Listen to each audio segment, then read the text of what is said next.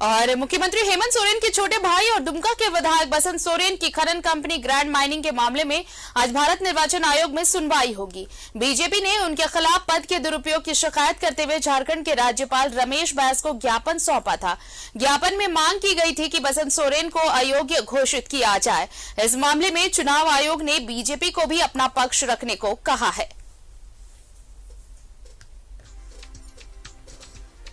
तो चुनाव आयोग के सामने पक्ष रखना है विधायक बसंत सोरेन को। और बताएं आपको कि ये खनन कंपनी ग्रैंड माइनिंग मामले की सुनवाई होनी है।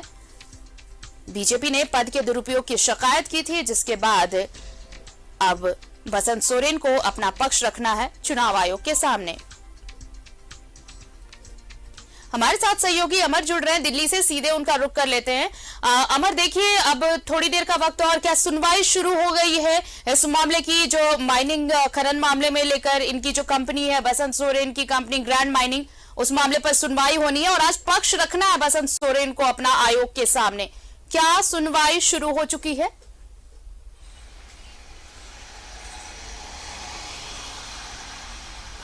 बिल्कुल आपने सही कहा कि बसंत सोरेन के ऊपर जो एलिगेशंस लगाए गए हैं उस एलिगेशंस को लेकर के 12 बजे सुनवाई होनी थी, 12 बजे से स्टार्ट होनी थी।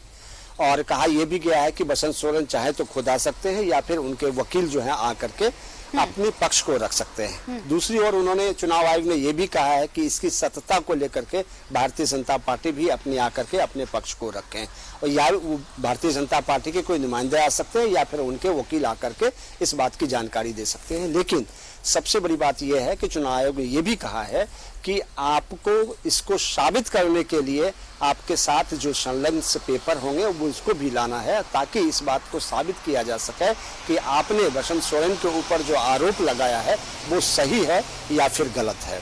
बसंत सोरेन ने इससे पहले भी कह दिया है कि हमने चुनाव लड़ने से पहले हमने चुनाव आयोग को जो जानकारी दी थी उसका भी उसकी तमाम जानकारी दे दी है, और उनके पास जो था पहले से उनकी भी जानकारी दी गई है। ये हमारे ऊपर लगाए गए आरोप जो है मिथ्या है, बेबुनियाद है, लेकिन तय करना है चुनाव आयोग को, और इस बात की मिथ्या है या फिर ये सच है इसकी पुष्टि जो है वो पेपर करेंगे, क्योंकि मेरिट लिस्ट में जो भी आएगा उसी आधार पे जो है चुनाव आयोग को फैसला लेना है क्या सही मायने में जो आरोप हैं सच हैं या फिर जो आरोप लगाए गए हैं वो गलत हैं या राजनीतिक से प्रेरित हैं। इसको देखते हुए चुनाव आयोग ने दोनों को मौका दिया है, दोनों लोग यहाँ पर आकर के अपनी बात रखेंगे और अपने अपने पक्ष को रखेंगे।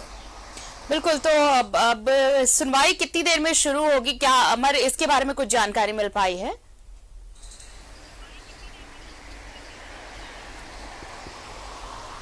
बिल्कुल कहा गया था कि 12 बजे तक ये लोग जो है स्टार्ट कर देंगे, और 12 बजने को है। हो सकता है कि तमाम लोग यहाँ पर जो सुनवाई के लिए आ गए होंगे, क्योंकि वकील को आना है, वकील जो है अपने पक्ष को रखेंगे।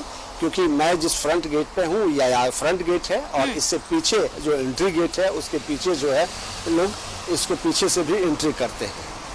अब देखना ये होगा कि जो दोनों की ओर से बातें रखे जाएंगे और दोनों को सामने जो पेश किए जाएंगे उसमें कितनी सत्यता है, इस आधार पे जो है वो कार्रवाई की जाएगी और इस आधार पे बात की जाएगी। चलिए, तो इंतजार रहेगा अब सुनवाई जब शुरू होगी, और सुनवाई के बाद क्या कुछ सामने आता है उसका भी अपडेट्स अपने दर्शकों तक पहुंचाएंगे। फिलहाल आप नजर बनाए रखें। शुक्रिया तमाम बातचीत के लिए अमर आपका। तो ईसीआई के सामने बसंत सोरेन अपना पक्ष रखेंगे। बता दें आपको कि खनन कंपनी ग्रैंड माइनिंग का यह मामला है जिसे लेकर सुनवाई होनी है। बीजेपी ने आरोप लगाया था पद के दुरुपयोग।